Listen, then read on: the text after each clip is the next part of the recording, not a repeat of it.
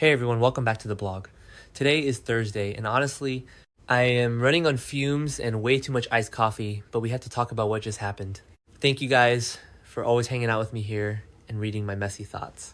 Let's just dive right into this madness because I am losing my mind over this week's episodes. So let's just get right into it because my jaw is literally still on the floor. I knew things were going to get crazy when Valentine Cassadine gave Carly that massive warning. We all saw that coming, right? A few episodes ago, Nina passed that message from Jack Brennan over to Valentine, and Valentine told Carly they were in even bigger trouble than he originally thought regarding Jocelyn. And you guys know Carly, you just know her. You don't tell Carly Corinthos or Carly Spencer, whatever we are calling her this week, that her daughter is in mortal danger, and expect her to just sit on her couch and wait for the PCPD to handle it. But honestly, I didn't expect her to go full action hero this fast. I really didn't. She didn't even wait for backup. She just bolted. And can we talk about Windermere for a second? Let's be real. The security on Spoon Island is a complete and utter joke at this point.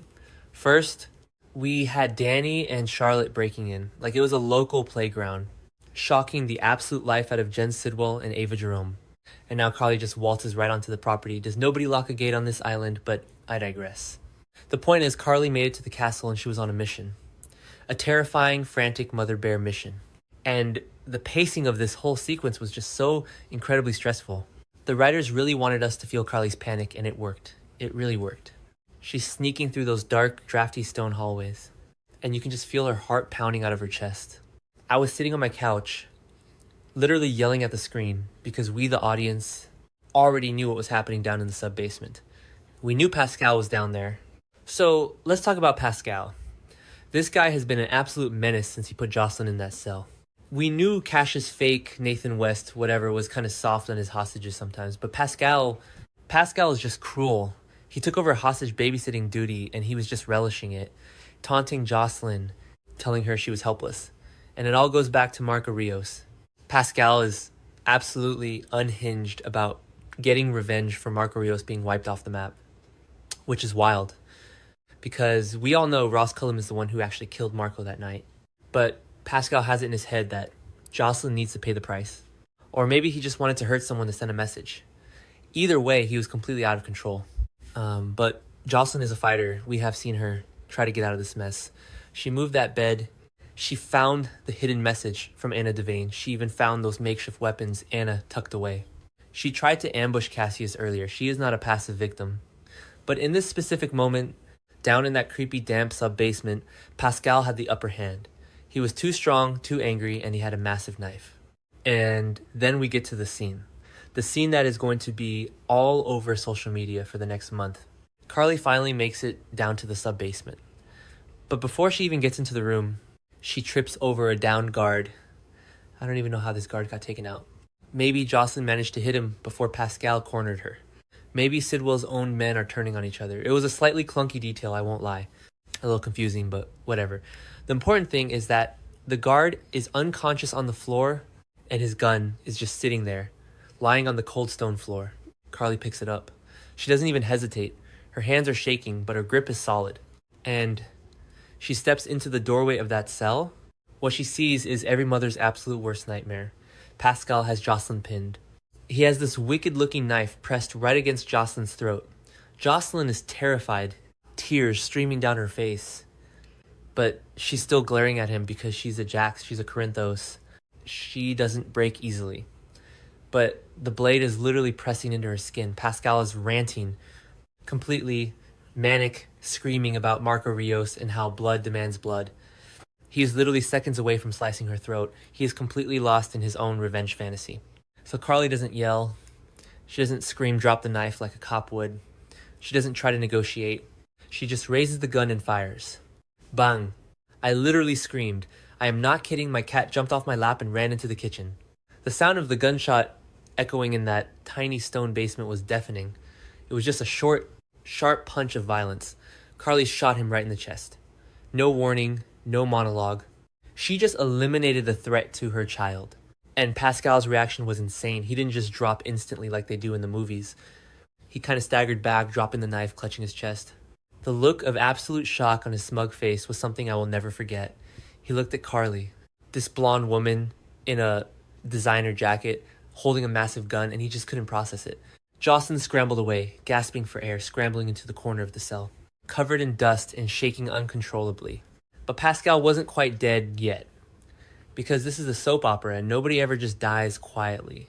They always have to get out one last cryptic, terrifying sentence. He falls to his knees, blood pooling on the floor. It was actually a really graphic scene for daytime. Maybe I'm being too sensitive, but it felt really dark. Carly is just standing there, the gun still raised. Smoke literally curling out of the barrel. She is breathing so heavy, just staring at him. And Pascal looks up at her coughing and he smiles. A bloody, terrifying smile. You think you won, he chokes out. Sidwell. He has another one. Another assassin. Already moving. You're all dead. And then he just collapses. Face first onto the stone. Dead. Okay, let's just pause here for a second and take a breath because my heart rate is still elevated just typing this all out. What were they thinking with this other assassin twist who actually believes this is going to end well?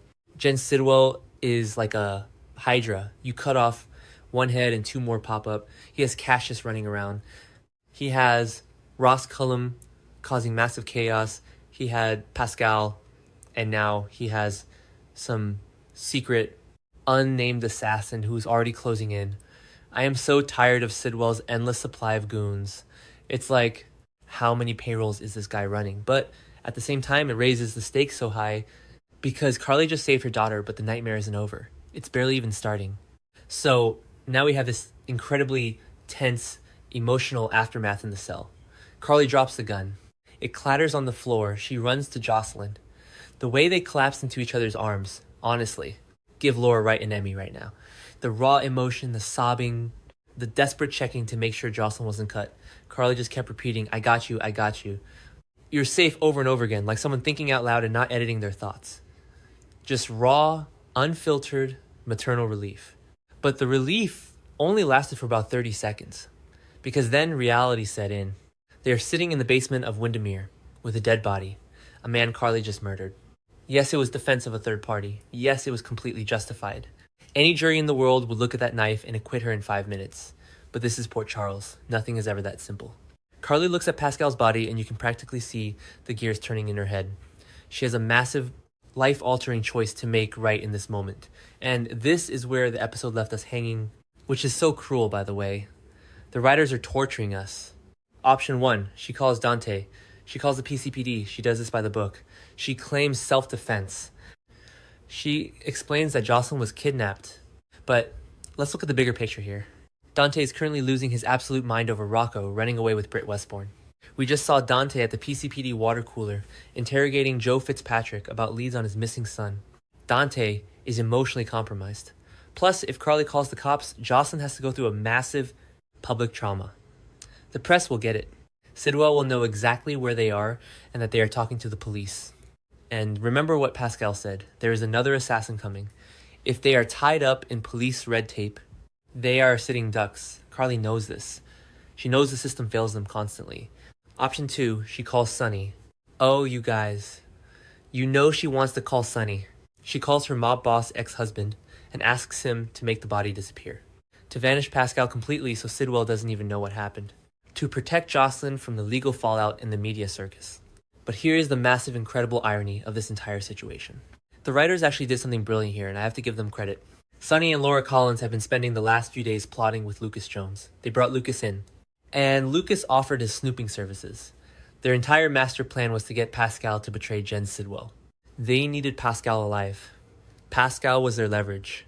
He was their key to bringing Sidwell down from the inside and stopping the blackmail. And Carly just blew a hole right through his chest. She had no idea, obviously. She was just saving her kid.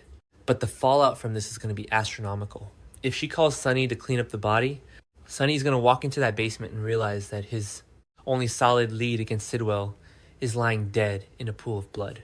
The look on Sonny's face is going to be priceless. Tragic, but priceless. And what about this other assassin? Who could it be? Is it Joe Fitzpatrick? Because let's be real. Joe is acting incredibly suspicious. Lucas gave him that tip about Marco Rios' murder, pointing him toward Pascal, and Joe just asked why Lucas was coming forward now. Joe has a hidden agenda. I can feel it in my bones. Is Joe the assassin? Or is it someone we haven't even seen yet? Honestly, I am so conflicted about what Carly should do. Part of me wants her to just call Dante and deal with the legal headache because covering up a murder always backfires on this show.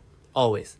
But another part of me, the part that loves the messy, dark drama of this show, wants her to call Sonny. I want to see the mob cleanup crew roll into Windermere. I want to see Ava Jerome's reaction when she finds out someone was murdered in her sub-basement while she was out investigating art galleries in Manhattan with Alexis. Ava is going to flip. She's currently in New York picking up shady vibes from that gallery owner, Apollo, trying to figure out Delilah Wilson's tattoo and Ethan Lovett's past. She has no idea her castle is currently a crime scene. Again, seriously, the property value of Windermere has to be in the negatives at this point. And let's not forget about Jack Brennan in all of this. Nina is currently playing nurse, trying to figure out a way to break Brennan out of turning. Woods so Ross Cullum stops dosing him with the paralytic. Brennan is the one who sent the warning to Valentine in the first place. If Carly covers up this murder, she's going to need Brennan's help more than ever to deal with Sidwell's backup assassin. Nina made her loyalty to Willow clear, but she is getting dragged so deep into this spy game. It's just a massive web, and Carly just cut one of the main strings by killing Pascal. I keep replaying the scene in my head. The way Carly didn't even blink. It reminds me of the old Carly. The fiercely protective, slightly unhinged Carly who would burn the entire town down to keep her children safe. We haven't seen this raw, violent side of her in a while. She's been so wrapped up in the hotel drama and the Crimson stuff. We almost forgot who she really is at her core. She is a survivor and she is a mother. But the guilt is going to eat at her. Even if it was justified, taking a life changes you. And Jocelyn, poor Jocelyn, she has been through so much trauma. The Dex stuff, the Spencer stuff, and now being held captive and almost having her throat slit. She is going to need some serious therapy. If they just cover this up and pretend it didn't happen, Jocelyn's going to crack. She isn't built for the mob life the way Carly is. Jocelyn has always pushed back against Sunny's world. If Carly forces her to keep a murder a secret, it might destroy their relationship.